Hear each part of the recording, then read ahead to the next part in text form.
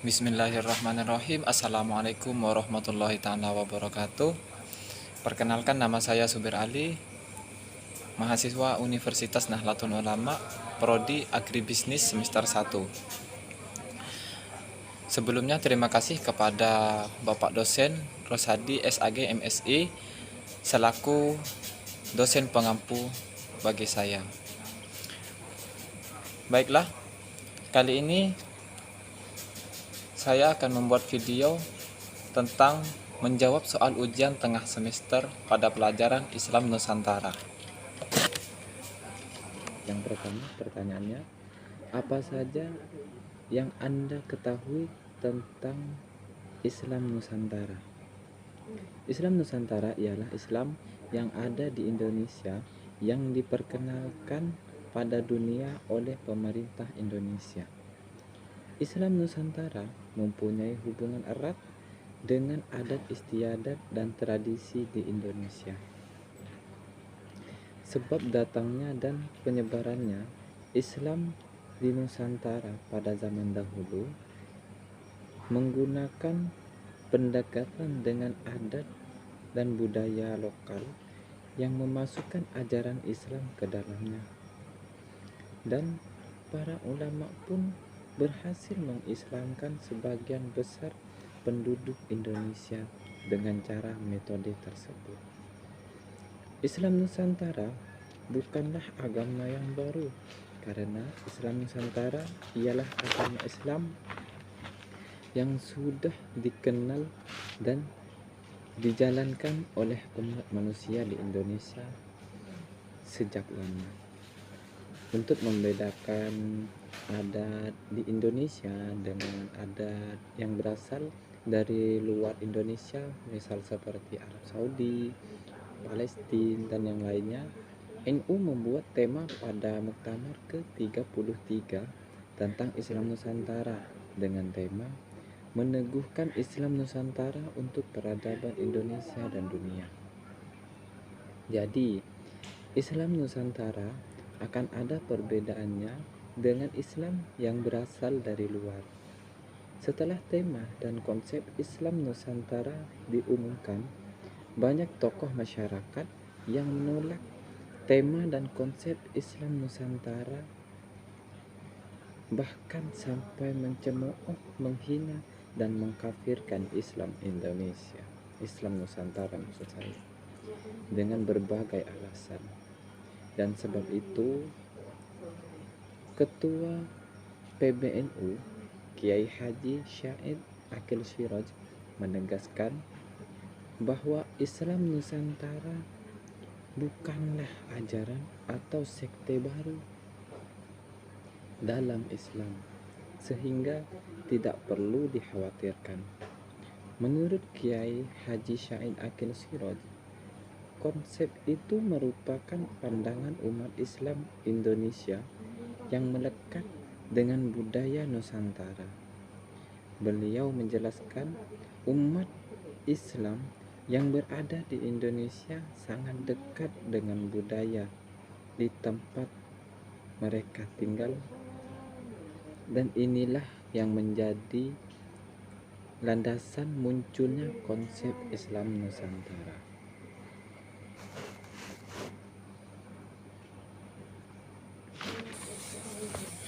Dan pertanyaan yang kedua, bagaimana pandangan NU terhadap Islam Nusantara? NU adalah kelompok yang sangat penting perannya di Indonesia. NU selalu mempunyai solusi demi mempertahankan agama Islam yang damai dengan lingkungan dan masyarakat. Ketika para tokoh ulama dengan jutaan umatnya memanas dengan diumumkannya tema tentang Islam Nusantara, NU datang dengan akhlak yang baik dan menjelaskan apa dan seperti apa itu Islam Nusantara. Ulama NU menegaskan bahwa Islam Nusantara ini tidak buruk selama Islam Nusantara tidak melanggar syariat Islam dan tidak bertentangan dengan prinsip NU. yakni aswaja asli ahlu sunnah wal jamaah. Islam Nusantara bukanlah ajaran sesat dan menyesatkan, bukan pula ajaran baru, tapi Islam Nusantara adalah kita,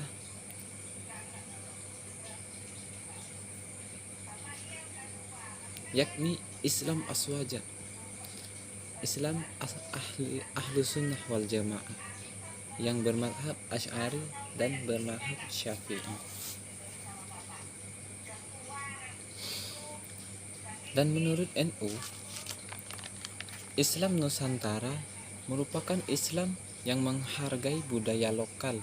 Secara umum, masyarakat Nusantara sudah memiliki budaya yang beragam, tradisi yang beragam.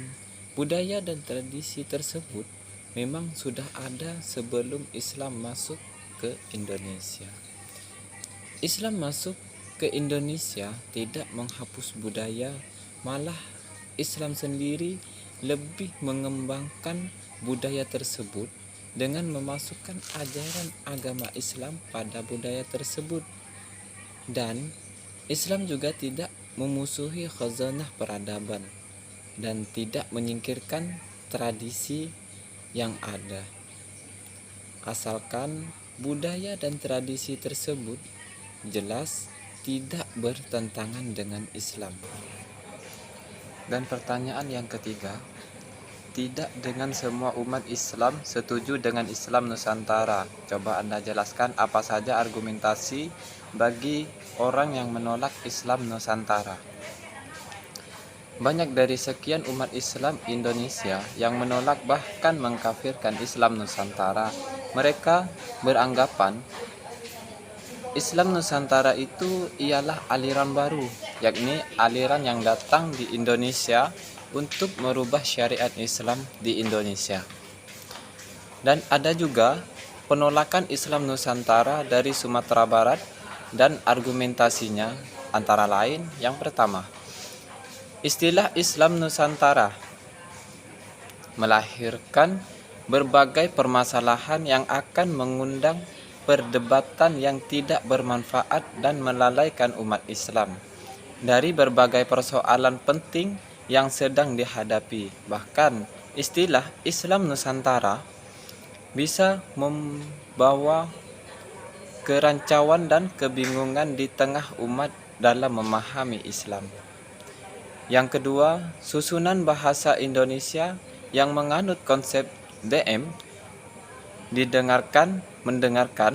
menunjukkan pembatasan Islam dalam wilayah yang disebut Nusantara ini berakibat terjadinya pengerdilan dan penyempitan ruang lingkup Islam yang semestinya menjadi rahmat untuk seluruh alam semesta, atau bisa disebut rahmatan lil alamin, dan untuk seluruh umat manusia, kafatan linnas. Yang ketiga, jika yang dimaksud dengan istilah Islam Nusantara adalah keramahan wasatiyah atau proporsional dan pertengahan dalam keseimbangan dan keadilan, toleransi yang lainnya itu bukan karakter khusus Islam di daerah tertentu, tetapi di antara mumayyizat atau keistimewaan ajaran Islam yang sangat mendasar. Karena itu, menghadirkan label Nusantara untuk Islam hanya berpotensi mengkotak-kotakan umat Islam dan memunculkan pandangan negatif umat kepada saudara-saudara Muslim di wilayah lain. Dan pertanyaan yang keempat, bagaimana pandangan Anda terhadap orang yang membid'ahkan tradisi yang ada di tengah masyarakat?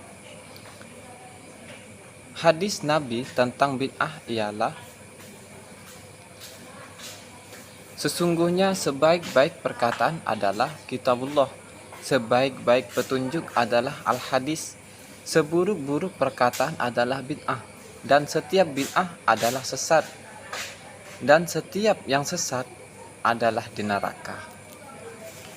Bid'ah secara bahasa berasal dari kata bahasa Arab bada'ah, artinya membuat, Adapun secara istilah ialah melakukan sesuatu di dalam ibadah secara berlebih-lebihan. Hadis riwayat Imam An-Nasa'i tersebut dengan jelas menyatakan bahwa bid'ah itu sesat dan mereka tempat kembali neraka, tempat kembalinya, dengan landasan hadis yang sahih.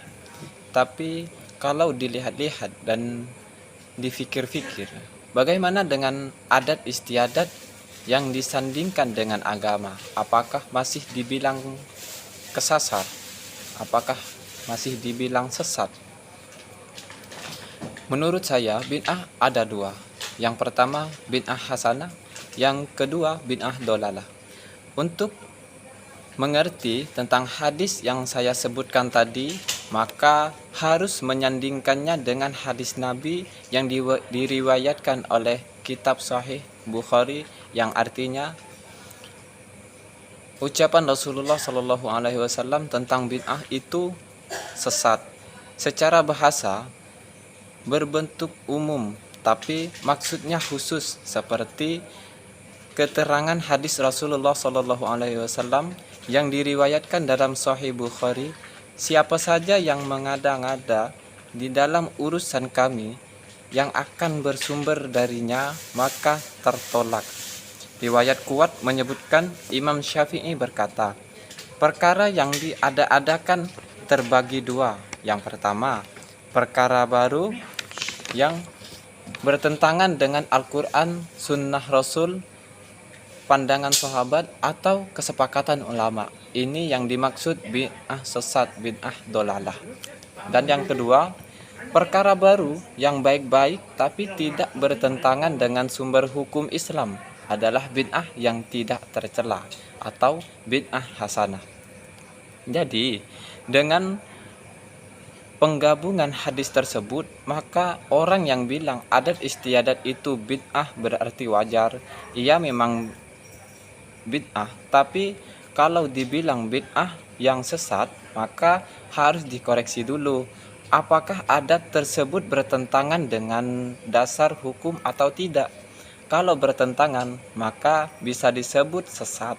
Dan kalau tidak bertentangan, maka tidak sesat. Dan pertanyaan yang kelima, apa sikap Anda apabila ada orang Islam yang suka mengkafirkan, membid'ahkan, atau mengharamkan tradisi yang ada di masyarakat? Untuk menyikapi orang yang demikian harus menggunakan dalil juga, sebab orang yang berani berpendapat pasti menggunakan dalil juga. Mereka menggunakan dalil tanpa ijma dengan dalil-dalil yang lain.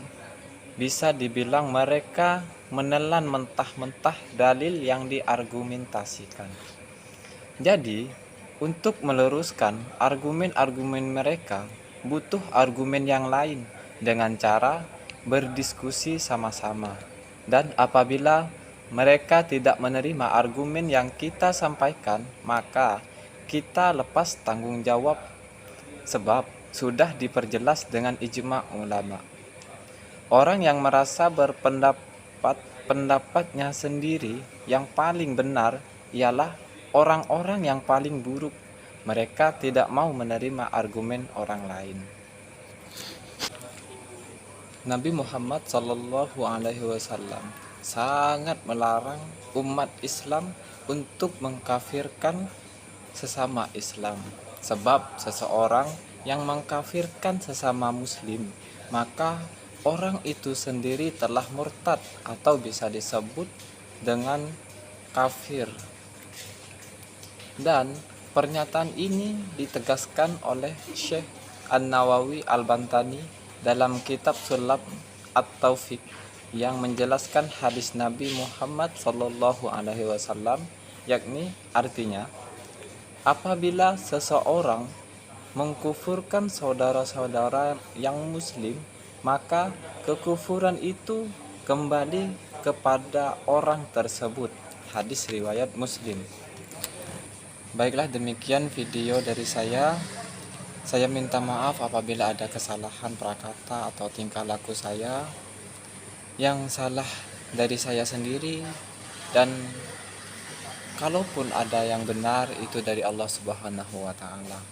Saya tutup video kali ini dengan wallahul muwaffiq ila aqwamit thoriq. Wassalamualaikum warahmatullahi wabarakatuh.